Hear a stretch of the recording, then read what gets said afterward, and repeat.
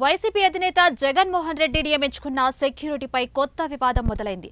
గడిచిన 5 ఏళ్లలో జగన్ ఏకంగా దాదాపు 296 కోట్ల రూపాయలను ఒక్క సెక్యూరిటీకి కేటాయించారు.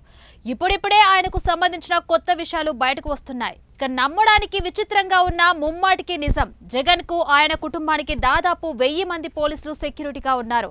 విచిత్రం ఏంటంటే సౌత్ ఇండియా ముఖ్యమంత్రుల నివాసాల వద్దనున్న సెక్యూరిటీ కలిపిన దాని కంటే ఎక్కువ మంది ఉన్నారు.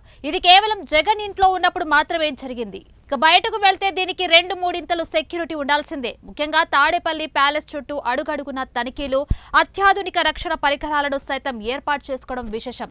అంతేకాదు ప్యాలెస్ చుట్టూ 30 అడుగుల ఎత్తైన ఇనుప గోడలు నిర్మించుకున్నారు. ఇక తన ఇంటి చుట్టూ 10ల సంఖ్యలో చెక్ పోస్టులను ఏర్పాటు చేసుకున్నారు వైసీపీ అధినేత. అంతేకాదు చుట్టుపక్కల ఇళ్లపై డ్రోన్లతో నిఘా పెట్టారు. ఇదంతా అధికారంలో ఉన్నప్పుడే కాదు, ఇప్పటికీ కూడా. ఇక సీఎం చంద్రబాబుకు బుల్లెట్ ప్రూఫ్ ఫార్చునర్ వాహనం ఉంటే మాజీ సీఎం జగన్ కు 2 బుల్లెట్ ప్రూఫ్ ల్యాండ్ క్రూయిజర్ కార్లు ఉన్నాయి. దేశంలో ప్రధాని, రాష్ట్రపతి నివాసాల వద్ద కూడా ఈ రేంజ్ లో సెక్యూరిటీ ఉండదు. ఒక తాడేపల్లి ప్యాలెస్ చుట్టూ 310 మంది ఆయనకు రక్షణలో ఉంటారు. 3 షిఫ్టులను లెక్క కడితే దాదాపు 950 మంది వరకు ఉంటారు. ఇక జగన్ రోడ్డు మీదకొస్తే ఇరువైపులా పరదాలు కట్టేస్తారు. షాపులు మూసివేయడం, రాకపోకలు నిలిపివేయడం వీటికి ఆదనం.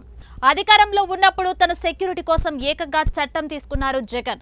Andhra Pradesh special security group SSG act పేరుతో చట్టం వచ్చింది. దీని ప్రకారం కమాండో తరహాలో ఎస్ఎస్జీ ఏర్పాటు చేసుకున్నారు. 379 మంది నిరంతరం ఆయన భద్రతలో నిమగ్నమై ఉంటారు.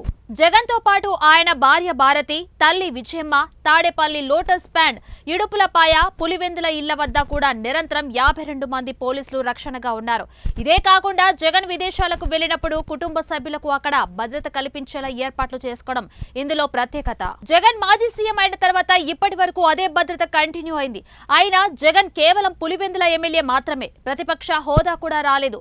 ప్రస్తుతం జగన్ సెక్యూరిటీ రివర్స్ చేయాలనే ఆలోచనలో టీడీపీ సర్కార్ ఉన్నట్లు తెలుస్తోంది.